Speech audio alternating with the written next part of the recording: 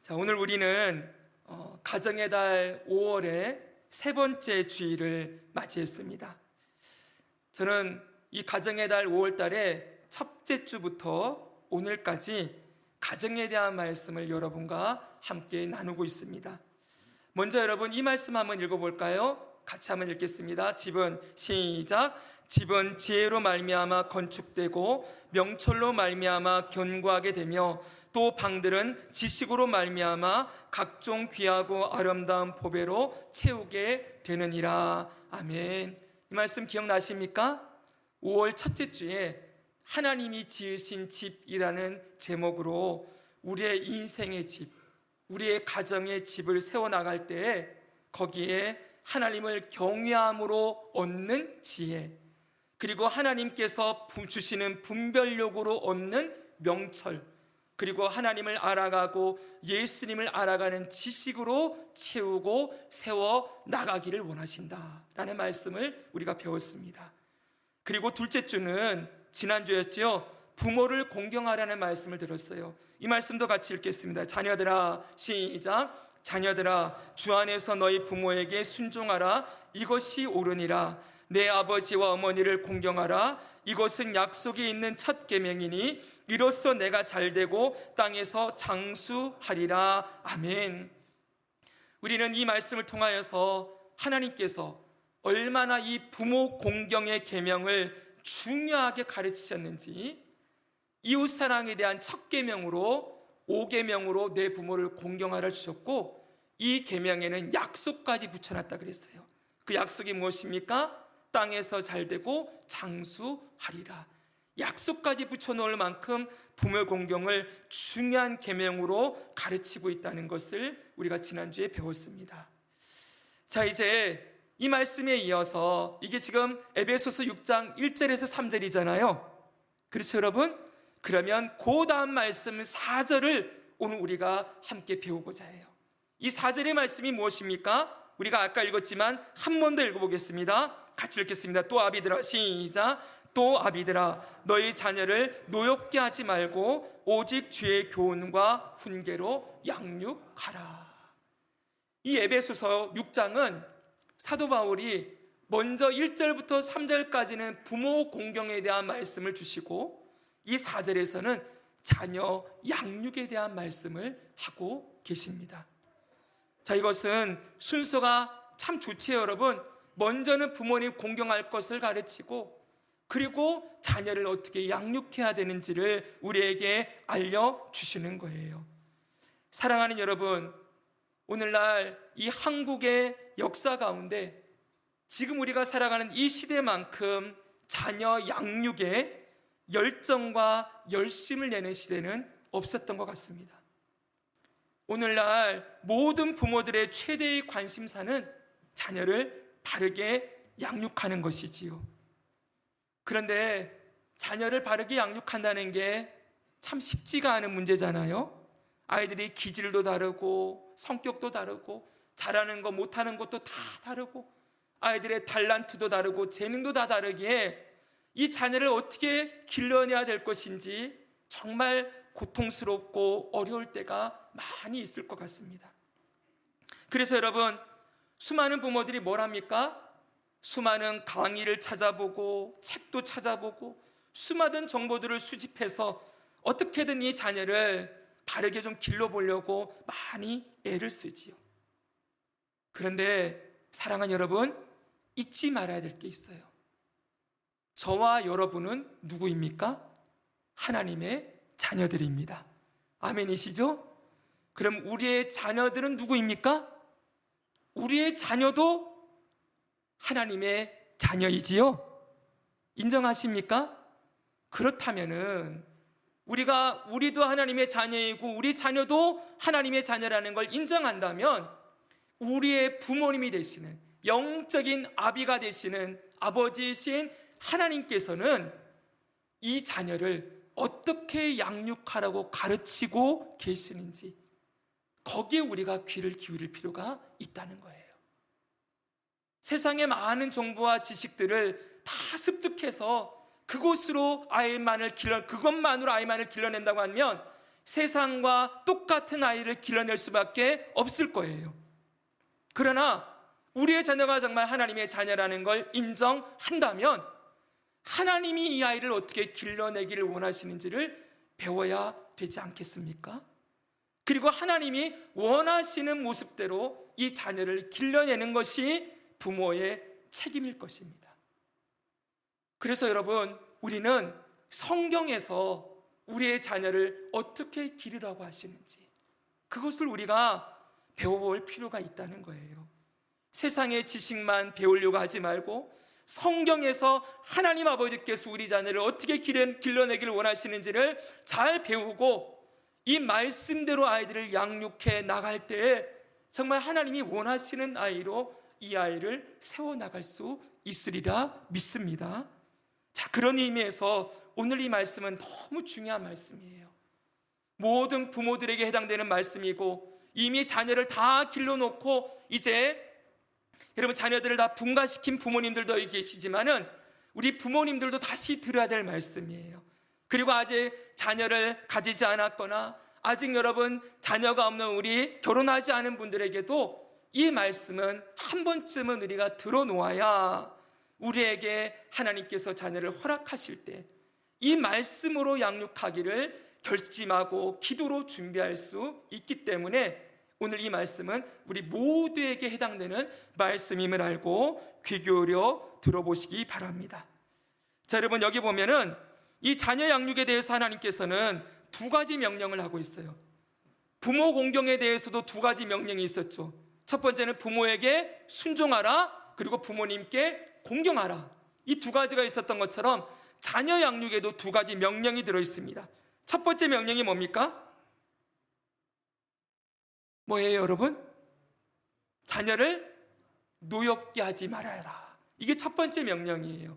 두 번째 명령은요, 오직 주의 교훈과 훈계로 양육하라. 이 두 가지 명령이 여기 들어있습니다.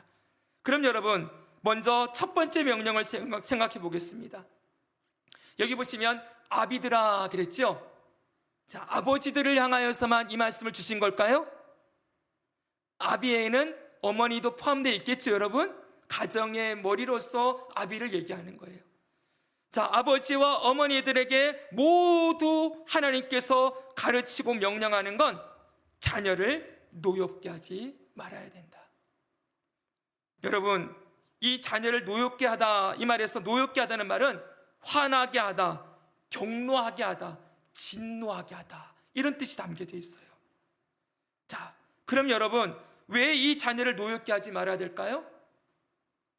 오늘 이 에베소서 6장 4절의 말씀과 쌍을 이루는, 거의 쌍을 이루어서 등장하는 말씀이 골로새서에 나옵니다. 골로새서의 말씀 같이 한번 읽어볼까요? 아비들아, 시작. 아비들아, 너희 자녀를 노엽게 하지 말지니 낙심할까 함이라. 아멘. 자녀를 노엽게 하면 어떻게 된다고요? 자녀가 낙심하게 된대요. 여기 나오는 이 낙심이라는 단어는 열정이 사라지다, 열정이 없어지다, 그리고 절망하다, 이런 뜻을 가지고 있어요. 우리가 자녀를 노엽게 할 때 그 아이의 속에 담겨있는 열정이 다 사라져버리고 그 아이가 절망하게 되어진다는 거예요. 생각해 보십시오. 하나님의 선하신 계획과 뜻을 따라서 하나님께서 우리에게 우리 자녀를 허락해 주셨어요.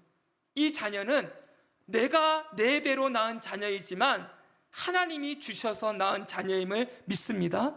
하나님이 허락해 주신 자녀인데, 그리고 하나님께서는 우리 자녀들에게 하나님의 생명, 하나님의 지혜, 하나님의 권능, 하나님의 재능을 다 불어넣어서 하나님이 형상과 모양으로 이 땅에 보내주셨는데 그 하나님이 주신 아름다운 열정들을 이 아이가 다 잃어버리고 시드른 꽃처럼 낙심하고 절망한 상태로 살아가게 된다면 그것만큼 안타까운 일이 어디에 있겠습니까? 여러분, 그런 모습을 보고 싶으세요? 자녀가 그 열정과 열심과 소망과 희망과 꿈을 다 잃어버린 채 낙심한 채로 살아가는 그 모습을 본다면 그것만큼 부모의 가슴이 찢어지는 일이 어디 있겠습니까? 그래서 여러분, 우리 부모된 저와 여러분은 이 부분을 정말 중요하게 생각하고 심각하게 이 말씀을 드려야 합니다. 그럼 여러분, 우리의 자녀들이 부모에 대하여서 노엽게 되어지고 화나고 진노하고 경노해서 낙심하게 되는, 열정을 모두 잃어버리게 되는 경우는 어떤 경우일까요? 몇 가지를 여러분께 나누고자 합니다. 첫째는 부모의 과도한 기대. 과도한 기대는 자녀를 노엽게 하고 그 열정을 잃어버리게 할 수 있습니다. 설교 시간에 저 개인의 이야기를 하는 것을 좀 양해해 주시기 바랍니다. 꼭 필요해서 기도하고 이 말씀도 좀 준비를 했습니다. 지난주에 제 별명이 뭐였다고 말씀드렸는데 기억나십니까? 멸치대장이었다 그랬지요? 네. 자, 오늘은 저에 대해서 조금만 더 말씀을 드리면요, 제가 안동에서 초등학교를 입학했거든요. 초등학교 입학했더니 IQ 검사를 했습니다. 제가 몇이 나왔을 것 같습니까? IQ 136이 나왔습니다. 아무도 안 놀라시는데 130이 넘으면 영재라 그랬고, 그 당시는 140이 넘으면 천재라고 그랬어요. 저 영재였습니다. 자랑하는 게 아니고 이 136짜리 IQ를 받은 아들이 우리 어머니에게 내 아들이다, 이게 깊이 심겨졌어요. 그래서 이 아이를 어떻게든 영재로 길러내야 된다는 그 과도한 기대가 저희 어머니에게 깊이 심어졌습니다. 초등학교 4학년 때 여러분, 이 안동에서 춘천으로 이사를 갔어요. 아버님 밤이 발령이 나서. 그리고 춘천은 완전 시골이었어요. 앞에 논, 뒤에는 산, 밤나무 산이 있는 그곳에서 학교를 다니는데, 여러분, 그 학교에, 그 시골 초등학교 4학년을 들어갔는데 어머니께서 서울에서 옷을 사다가 입혀주셨어요. 자, 그럼 여러분, 그 시골 아이들이 그 서울 옷을 보면, 서울 옷을 볼 때 뭐라 놀려 느꼈습니까? 저 여자 옷 입고 다닌다, 이렇게 놀렸어요, 저보고.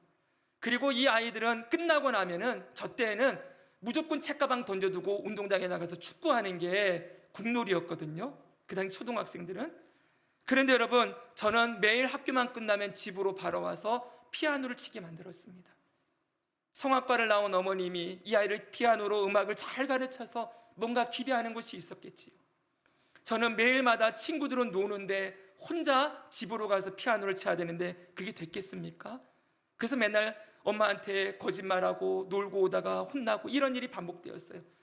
근데 여러분, 제가 그러니까 축구를 잘했겠습니까? 못했겠습니까? 정말 못했겠지요. 그래서 시합이라도 열리면은 저를 집어넣긴 집어넣어야 되는데 아무도 저를 데려가려고 하지 않는 거예요. 이 남자의 친구들이 저는 꼭 뭘 했냐면 깍두기를 냈어요. 깍두기를 하고 제가 똥볼이라도 한번 차면은 애들이 얼마나 저를 비난했겠습니까? 저의 자존감이 바닥을 치고, 여러분, 그러면서 어린 마음에 얼마나 노여움과 절망이 가득했겠습니까? 당시 어머니는 이 대단한 분이었거든요. 아무튼 그런데 정말 아무것도 없는, 그 가난하고 아무것도 없는 집에 시집을 와서 그 이루지 못한 꿈을 저를 통해서 이루고자 하는 과도한 기대가 그때 있었던 것 같아요. 그래서 어떻게든 이 자녀를 자기의 기대대로 길러내려고 했던 것이지요. 근데 사랑하는 여러분, 이것은 자녀를 바르게 양육하는 방법이 아니겠지요. 잘 들으십시오. 나의 욕망을 자녀에게 투사하는 것일 뿐인 거예요. 하나님께서 우리에게 우리의 자녀를 맡기실 때 부모가 원하는 아이로 자녀를 만들어내라고 자녀를 맡기지 않았어요. 하나님이 원하시고 기뻐하시는 모습대로 자녀를 양육하라고 맡겨주신 것임을 잊지 말아야 하지요. 부모가 자녀에게 기대를 하는 건 어쩌면 당연한 일입니다. 그런데 마땅한 기대보다 더 과도하게 나의 욕심과 내가 가지고 있던 어떤 기대와 나의 꿈을 아이에게 투사해서 더 과도한 기대를 하는 것은 이 아이를 낙심하게 만드는 지름길이 될 것입니다. 사랑하는 여러분, 우리의 자녀들 한계가 있는 존재들이에요. 그리고 우리의 자녀들 모태로부터 죄인으로 태어났습니다. 절대로 이 사실을 잊으면 안 돼요. 우리 아이들이 태어났을 때 보면은 정말 이뻐가지고 눈에 놓아도 안 아플 것 같은 아이들이지만, 이 아이들이 조금만 커보십시오. 얼마나 못됐게 하고 얼마나 나쁜 거 하고 얼마나 부모의 마음을 속상하게 합니까? 이 자녀들이 죄인으로 태어났고 하나님께서 이 자녀들을 길러주지 않으면 안 된다는 생각을 늘 하고 있지 아니하면, 이 아이가 커서 뭔가 나의 기대를 충족시켜주고 무엇이든 잘하는 아이가 되겠지라고 생각하며 아이를 길러내는 건 절대로 성경이 가르치는 자녀 양육이 아닌 거예요. 사랑하는 여러분, 우리 자녀들이 우리의 기대를 충족시켜 줄 것이다, 이런 기대를 내려놓으시기 바랍니다. 나의 기대를 충족시키는 자녀가 아니라 하나님의 뜻을 이루는 아이로 세워지기 원합니다. 그렇게 우리가 기도해야 되는 것이지요. 그래서 어느 목사님의 책을 보니까 이런 말씀이 나왔어요. 참 인상 깊은 구절이어서 제가 가져왔습니다. 같이 한번 읽어보겠습니다. 시작. 여러분의 자녀에게 실현되어야 할 것은 하나님의 형상의 회복이지 부모의 욕심이 아닙니다. 우리의 자녀에게 실현되어야 될 게 뭐라고요? 부모의 욕심이 아니라고요. 하나님의 형상의 회복, 하나님의 뜻대로 이 아이들이 세워지는 것, 그것이 우리의 소망이 되어야 하는 것이지요. 사랑하는 여러분, 우리의 자녀들이 하나님이 이 자녀를 이 땅에 보내신 목적과 뜻을 따라 살아가면 그것으로 충분합니다. 아멘. 동의하시지요? 하나님의 목적과 뜻대로 살아가는 것으로 충분하다. 우리의 기대가 아닌 하나님의 뜻에 합당한 자녀로 자라나기를 기대하고 기도하기를 바랍니다. 자, 두 번째로 여러분, 자녀를 노엽게 해서 낙심하게 만드는 두 번째의 원인은 자녀에게 너무 집착하는 것일 수 있어요. 과도한 기대는, 자녀에게 과도한 기대를 가지고 있는 건 자녀에 대한 집착으로 발전할 수 있겠지요. 많은 부모들이 착각하는 것이 사랑과 집착을 서로 헷갈려 하는 것입니다. 부모는 사랑이라는 이름으로 아이에게 많은 것을 하지만 오히려 그것이 자녀에게는 과도한 집착이 되고, 또한 그것이 오히려 자녀를 낙심하게 하고 분노하게 하는 제목이 될 수 있다는 것을 꼭 기억해야 합니다. 오늘날 많은 부모들이 자기 자녀에게 인생을 걸고 살아요. 요즘 아주 유명한 드라마가 하나 있더라고요. 폭삭소가수다. 보신 분들이 있을지 모르겠어요. 갑자기 드라마 얘기를 하니까 눈빛이 반짝반짝 해지고 있습니다. 네. 저도 조금 봤습니다. 봤더니 여러분, 그 중에 한 아들의 어머니가 나오는데, 이 아들의 어머니가 아들을 보면서 이렇게 외치는 장면이 너무 인상 깊었어요. 그 아들을 보면서 이렇게 얘기해요. 너는 내 프라이드고 너는 내 인생이야, 이렇게 외쳤어요. 이 아이에 대해서 과도한 기대와 집착이 도를 넘어선 나머지 이 아이가 자기 인생이 아닌 나의 인생을 살아주는 존재라고 여기는 거예요. 여러분, 그 아들이 어떻게 그 인생이 망가지고 얼마나 부모에게 분노하고 그 어머니에게 분노하다가 낙심, 모든 열정을 잃어버리고 시들어가는지 우리가 드라마를 통해서도 확인할 수 있지 않습니까?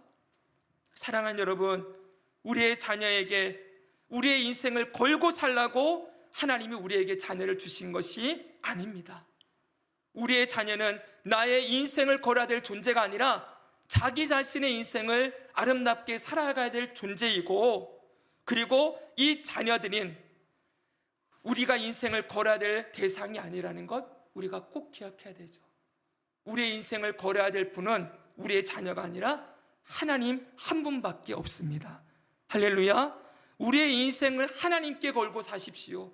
자녀에게 걸고 사는 건 아이를 망하게 하는 것이지요.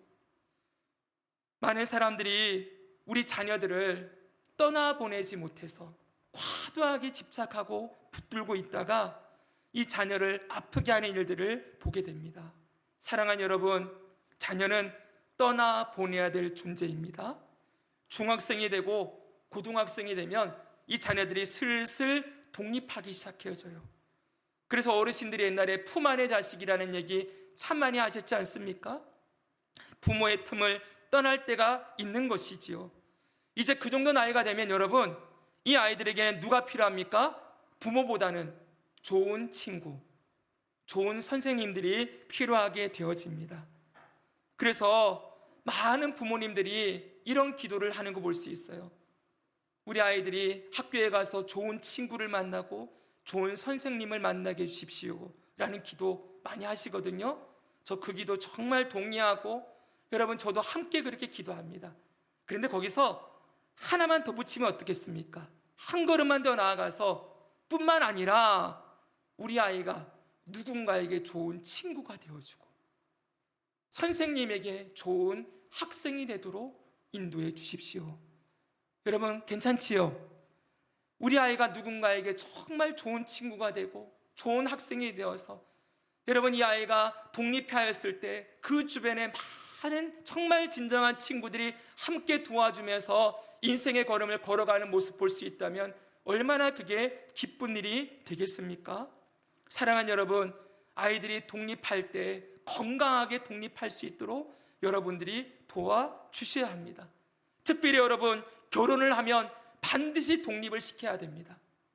제가 여러분 주례를 젊어서 아직 많이 해보지 못했습니다. 한 3차례를 했었는데 그때마다 제가 강조했던 게 있어요. 이제는 독립이다. 부모는 자녀를 떠나보내야 되고 자녀는 부모의 품에서 완전히 떠나가서 가정을 이루는 독립된 존재로 살아야 된다고 늘 가르칩니다. 사랑하는 여러분, 재정적으로 독립해야 되고 정서적으로도 독립해야 되고 육체적으로도 독립해야 합니다.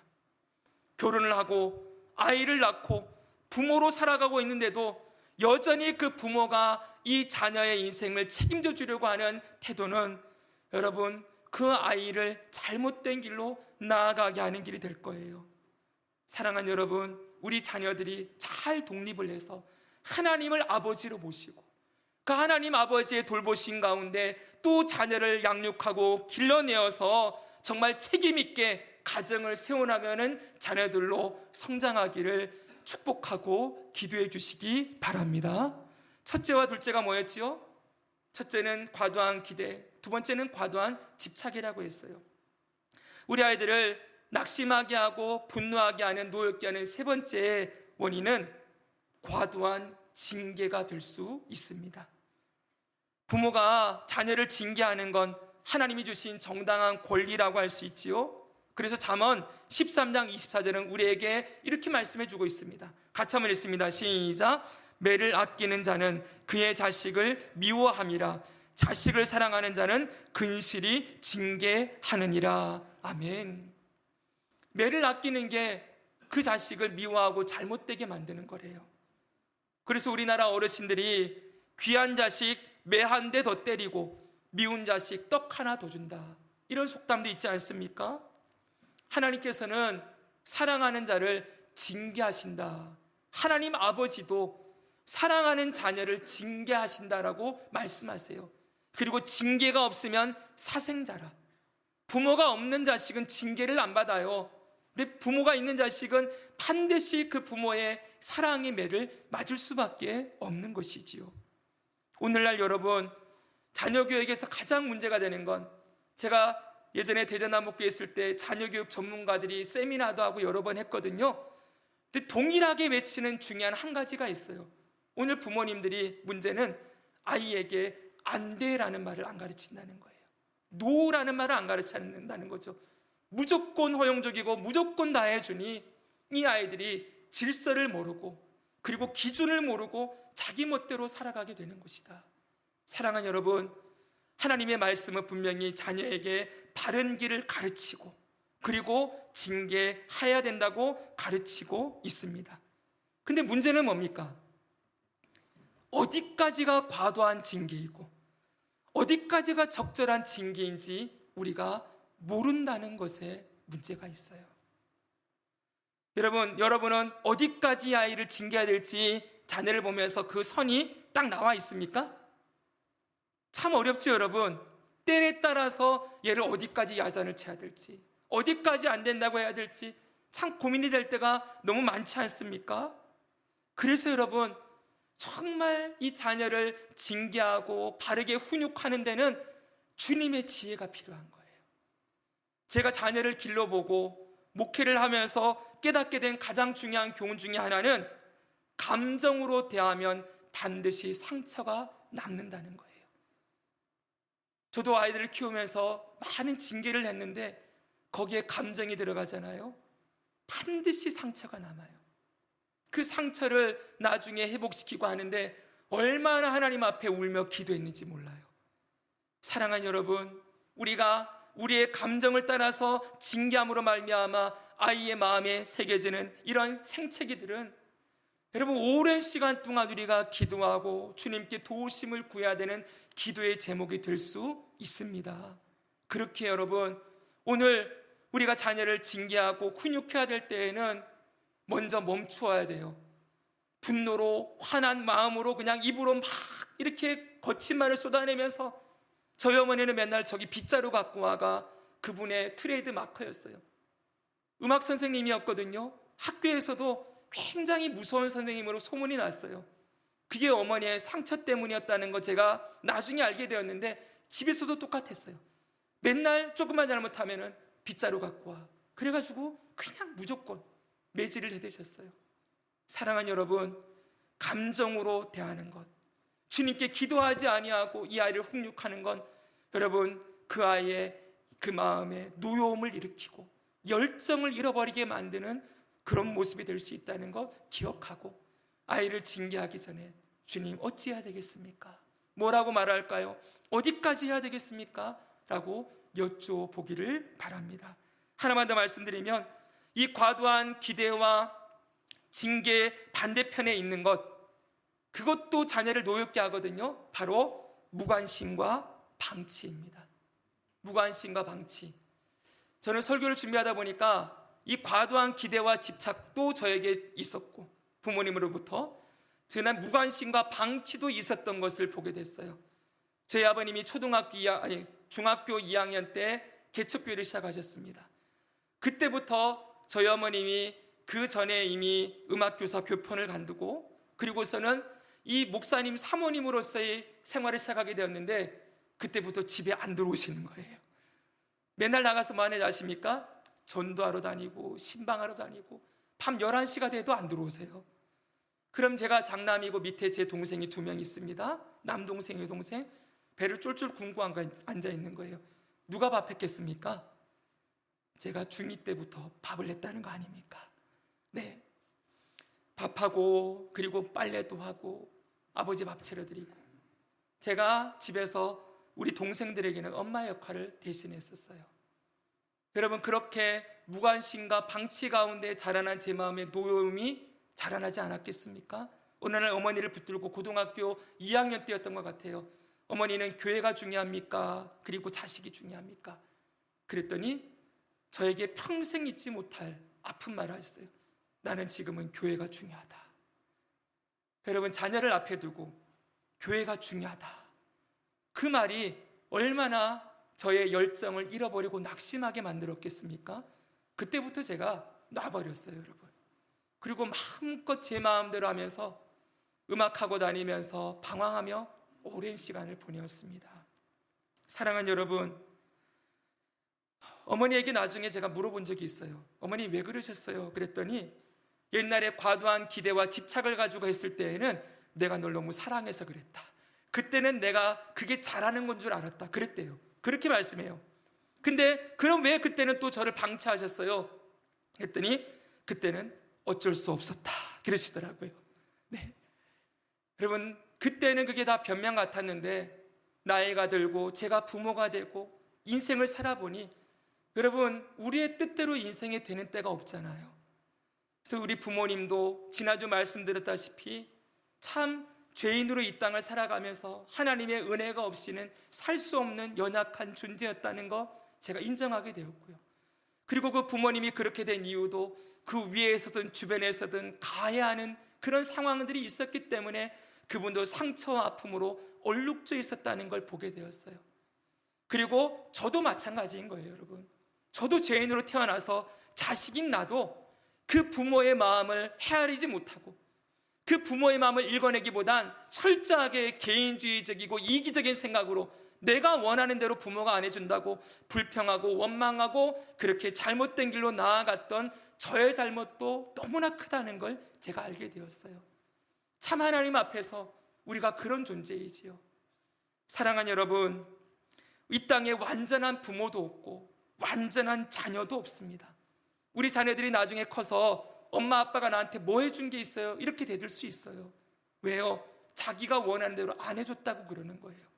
그렇게 말할 만큼 우리 자녀도 하나님 앞에 죄인된 존재로 자라나고 있다는 것 우리가 알아야 합니다. 어찌되었든 여러분, 사랑하는 여러분, 좋은 부모가 된다는 것은 얼마나 어려운 일인지 모릅니다. 많은 부모들이 내가 언제 부모 노릇을 해봤어야 알지요 라고 말을 해요. 20대에 결혼하고 늦으면 30대에 결혼을 해서 여러분, 부모님의 그늘 아래에서 살던 저와 여러분이 이제는 독립을 해서 내가 나의 자녀를 낳고 이 자녀를 길러내는 일은 누구나 처음 하는 일이기에 어렵고 힘들 수밖에 없지요. 그리고 부모에게 본 대로 배운 대로 똑같이 하니 그 받았던 상처 아픔들을 고스란히 자녀에게 물려주는 일들도 우리가 하게 되는 것이지요. 그렇기 때문에 여러분, 우리에게는 주님의 은혜가 필요합니다. 우리의 가정에, 우리의 심령에, 그리고 우리 자녀들에게도 예수 그리스도의 은혜가 없이는 우리가 아름다운 믿음의 가정, 그리고 행복한 가정을 이뤄나가는 건 너무나 어려운 일이 될 거라고 믿습니다. 아이들을 너무 사랑해서 과도한 기대와 집착을 해서도 안 되고, 또 반대편에 과도한 징계나 무관심과 방치로 아이들을 내버려둬도 안 된다는 이 균형을 어떻게 우리 힘으로 잡을 수가 있겠어요? 그래서 주님의 도우심이 필요한 것입니다. 그럼 여러분, 어떻게 우리가 주님의 도우심을 구할 수가 있을까요? 어떻게 우리 자녀들을 양육해야 될까요? 오늘 명령, 두 번째 명령이 우리에게 주어졌지요. 그것이 무엇입니까? 같이 한번 읽겠습니다. 주의 교훈과 시작. 오직 주의 교훈과 훈계로 양육하라. 아멘. 오직이라 그랬어요. 오직은 뭡니까? 1번이라는 거예요. 이게 가장 1번이다. 뭘 해야 된다고요? 주의 교훈과 훈계로 아이들을 양육해야 된다. 여러분, 왜 이 말씀을 하고 있을까요? 이 아이들이, 이 죄인으로 태어나서 죄인으로 살아가는 아이들이 바른 길로 돌아오는 유일한 방법은 부모의 지혜나 세상의 지식이 아닌 오직 주님의 교훈과 훈계로만 할 수 있기 때문에 오직이라고 강조점까지 두고 이 말씀을 주고 있는 것입니다. 여러분, 하나님의 말씀, 주의 교훈과 훈계는 뭐입니까? 하나님의 말씀이지요. 말씀이 하는 일이 뭡니까? 심령과 골수를 찔러 쪼갠대요.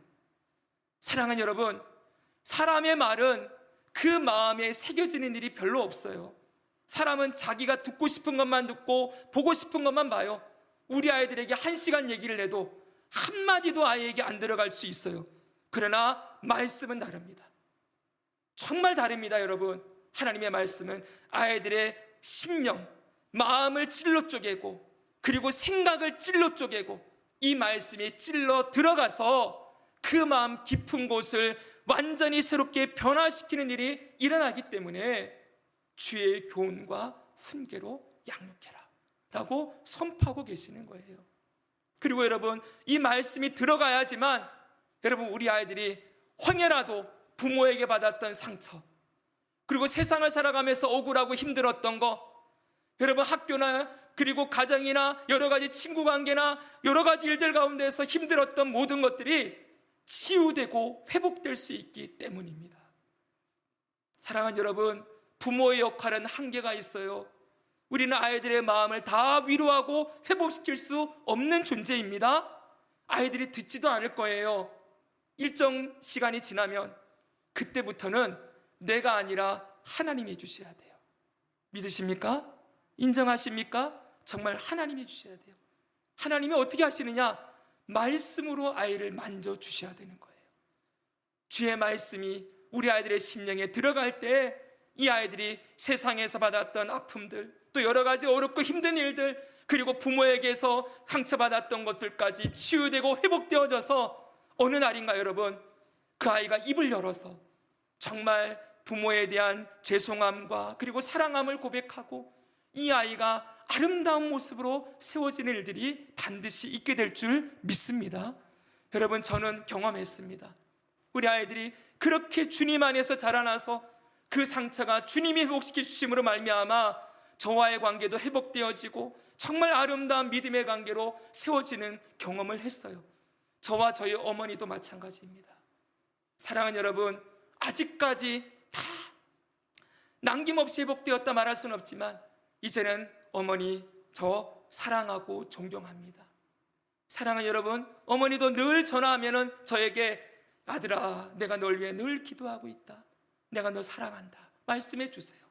사랑하는 여러분, 우리의 가정을 회복시키는 유일한 방법은 하나님의 다스리심과 통치하심 가운데 있으며 주의 말씀이 우리의 심령을 만져줄 때만이 진정한 회복과 진정한 기쁨과 진정한 연합과 사랑의 관계로 일어설 수 있음을 끝까지 붙들고 이 말씀으로 우리의 자녀를 양육하는 저와 여러분 되기를 축복합니다. 사랑하는 여러분, 오늘 배웠습니다. 주의 말씀 그리고 기도가 필요합니다. 말씀과 기도, 이 두 가지가 우리의 가정에 늘 흘러넘쳐서 우리의 자녀들이 정말 주님이 보내신 뜻대로 하나님이 형상을 회복하고 예수님을 닮아가는 아이로 자라나서 정말 이 아이들이 이 땅을 복되게 하고 하나님의 영광을 나타내는 자녀들로 성장케 되기를 주 예수 그리스도의 이름으로 축복합니다.